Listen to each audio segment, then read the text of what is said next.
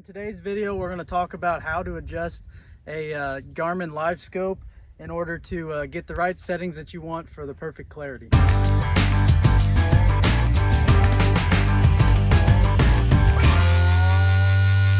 First time you go through all these menu settings and all the adjustments that you can do, it really seems overwhelming.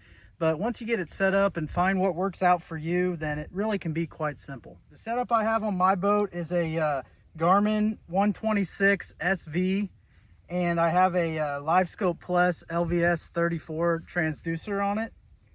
Today I'm going to be basically resetting all the factory defaults and walking you guys through how to start the unit and how to set it up from scratch in order to get the best, clearest picture. In order to get the clearest picture, what we're going to want to do is we're going to want to minimize the clutter that is on the unit and maximize the clarity that we have, and that's going to be able to allow us to see our bait out farther, see the structure that we're wanting to farther, or see fish or anything that we're looking for. So now let's get into the settings that I use on my units.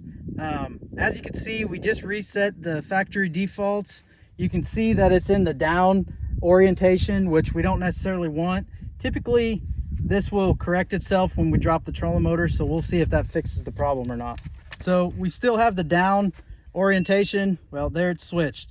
So now it's switched to the forward orientation, and we'll click OK. Now we'll walk through all the settings that I like to put on my unit. So the first thing we're going to do is we're going to go to Menu, and we're going to go to Sonar Setup. And like I was saying about the down versus forward orientation, it's on auto right now on the defaults, but I like to set that as forward because I'm never going to ever change mine. It's always going to be on forward, so I just leave that on forward so that my transducer doesn't ever get confused. So the next thing we're going to do is we're going to go to Menu, and we're going to adjust. The first one on the menu is gain. Basically move that up and down to find a spot that you like, based on, like, if you go too high it gets blown out, you go too low you can't see anything.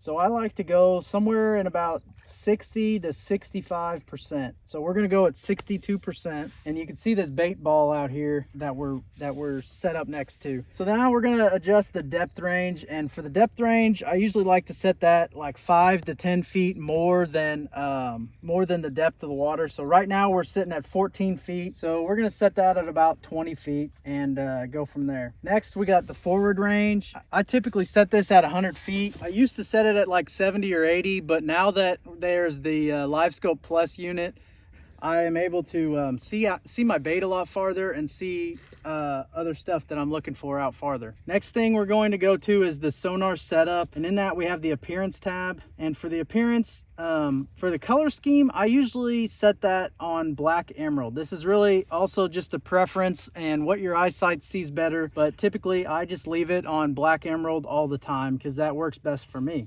For the color gain, we're going to move that up rather than doing the auto. And I like to move that up in like the 85 range. I'm going to put that at about 87, and it kind of makes things stand out a little bit better. Color limit I'm going to leave as default. Trails I'm going to leave as default. And bottom fill I'm going to leave as default. So I'll go back to my other screen. For noise reject, I like to leave this on low or off if you can get away with it.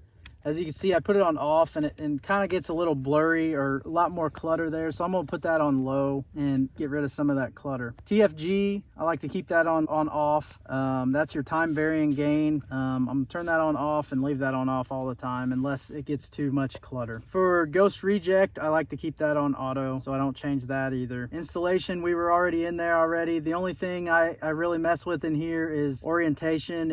I'll change that to forward. So now that we got our screen set up with the proper settings, you can see that if you toss your jerk bait or whatever bait you're throwing out there, you can start seeing it.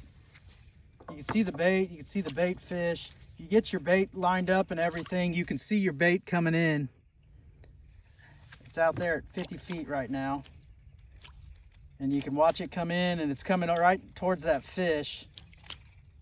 And we'll see if he cares to eat it or not, but he probably won't because he's around so much bait fish. But still, you can see your bait, you can know how the fish reacts to your bait, and it's just a lot clearer now that the screen is cleaned up from the default settings.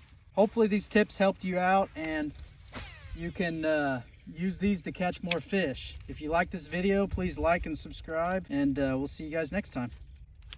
The phone's upside down. Does that matter? I didn't even see that until I hope not. it probably does. The video is going to be upside down. They're not even coming up after your bait, are they? No. Oh, there's one.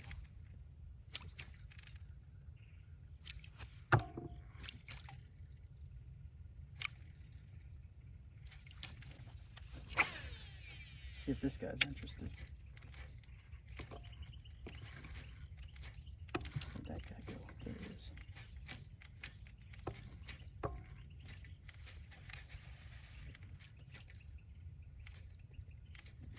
Oh.